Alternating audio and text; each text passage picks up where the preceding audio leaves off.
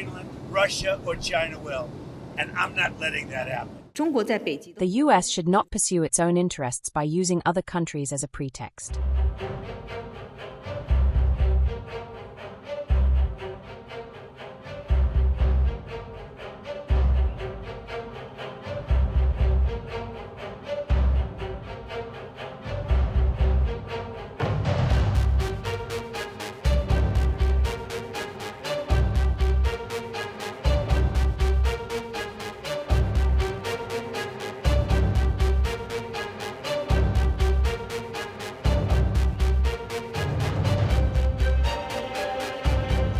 China has once again lashed out at Donald Trump amid his threats over Greenland and his hardening posture toward Beijing's ally, Iran, as tensions widen across two regions. China's foreign ministry condemned Trump's annexation-style claims against Greenland, warning that such language destabilizes the Arctic and undermines sovereignty. Beijing hit back at Trump by accusing the United States of using other countries as excuses to pursue its own interests, framing Washington's narrative as self-serving. China's foreign ministry also defended its Arctic activities, insisting its operations are meant for scientific work and promoting peace rather than expanding military influence.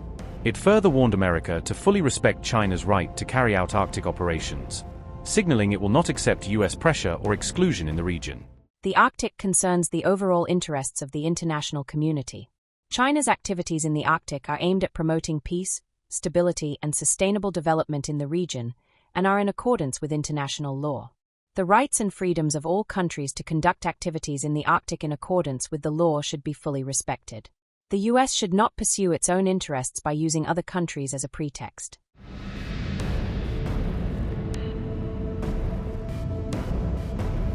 China's strong statement comes against the backdrop of Trump's repeated threats over Greenland, which have alarmed both European allies and global rivals. On January 11th, Trump claimed he will not allow China or Russia to take Greenland, presenting the island as a strategic red line for US security. Trump also said he's ready to make a deal with Russia or China, but still wants Greenland, blending negotiation talk with a territorial demand. Speaking to reporters, the US president said, "We don't want Russia or China as our next-door neighbor," tying the issue to proximity and power projection. I'm not talking about money for Greenland yet. I might talk about that. But right now, we are going to do something on Greenland, whether they like it or not, because if we don't do it, Russia or China will take over Greenland, and we're not going to have Russia or China as a neighbor, okay?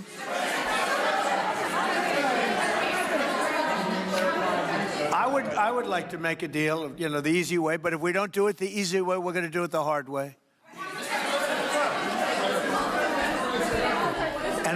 And by the way, I'm a fan of Denmark too. I have to tell you, and you know, they've been very nice to me. I'm a big fan, but you know, the fact that they had a boat land there 500 years ago doesn't mean that they own the land. I'm sure we had lots of boats go there also, but we need that because if you take a look outside of Greenland right now, there are Russian destroyers, there are Chinese destroyers and bigger, there are Russian submarines all over the place. We're not going to have Russia or China occupy Greenland, and that's what they're going to do if we don't. So we're going to be doing something with Greenland, either the nice way or the more difficult way. Reports have also emerged claiming Trump ordered US special forces to draft a Greenland invasion plan, intensifying fears that military options are being discussed. According to the Daily Mail, Trump asked the Joint Special Operations Command for a blueprint, but the report says he faced dissent inside the military. US military figures reportedly warned Trump that Congress would never approve an invasion of Greenland, making any plan politically and legally fraught. Senior US military officials also reportedly told Trump that invading Greenland would be illegal, undercutting the idea that force could be justified. Meanwhile, Russia refueled a Tu-142Mk aircraft near the North Pole just as Trump doubled down on Greenland, adding another layer of Arctic signaling and brinkmanship.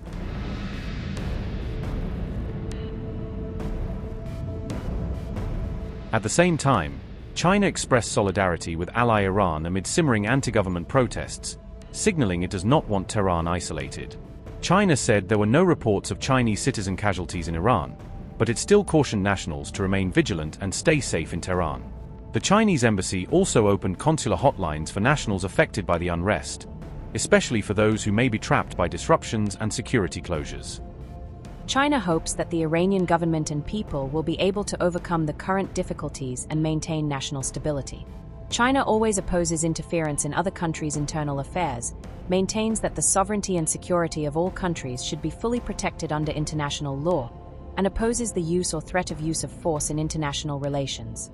We call on all parties to do something conducive to peace and stability in the Middle East. China is closely following developments in Iran and has not received any reports of Chinese casualties in Iran. China will make every effort to ensure the safety and protection of Chinese citizens in Iran. We also advise the Chinese citizens there to pay close attention to the local security situation and take necessary measures to ensure their personal safety. If assistance is needed, they may contact the Chinese embassy in Iran or call the Consular Protection Hotline. This Chinese messaging comes as Trump has threatened to strike Iran over potential crackdown on protesters, raising the risk of escalation beyond rhetoric.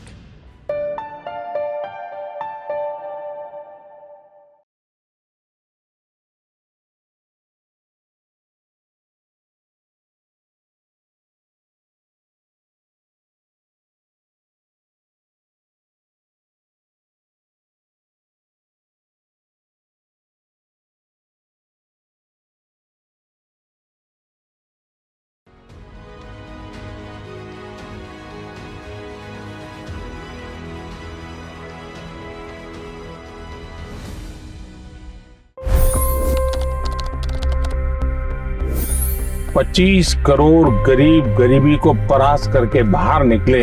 For the good of our nation, let's work together and let's truly make America great again.